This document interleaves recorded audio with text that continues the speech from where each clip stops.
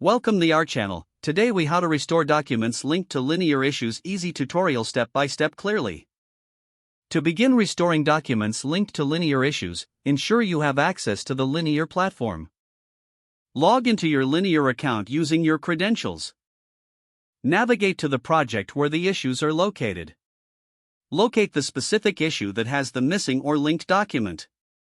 Click on the issue to open its details. In the issue details, look for the section where linked documents are usually displayed.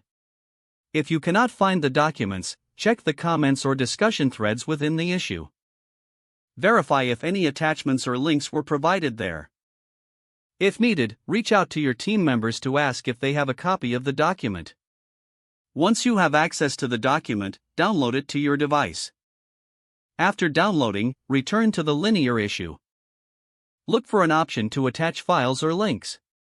Click the attachment option and select the document you just downloaded. Ensure the document is properly uploaded to the issue. Double-check to make sure the link or attachment is visible in the issue details. Finally, add a comment summarizing the restoration of the document for future reference. This completes the process of restoring documents linked to linear issues. If the page does not load, refresh the browser or try again in a private or incognito window. Make sure you are using the correct email address, then retype it carefully to avoid small typos. If your password is not accepted, use the reset option and create a new strong password you can remember. Check your spam folder for verification or security emails, then complete any requested confirmation steps.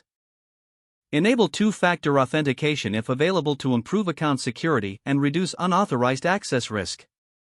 After signing in, review your profile details so your contact information and settings are accurate and current. If you see an error message, note it down and try again after restarting your device and internet connection. Log out when you finish, especially on shared devices, to keep your account and payment information secure. If the page does not load, refresh the browser or try again in a private or incognito window. Make sure you are using the correct email address, then retype it carefully to avoid small typos.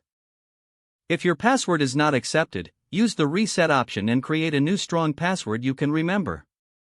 Don't forget to like this video and subscribe to our channel for more step-by-step tech guides.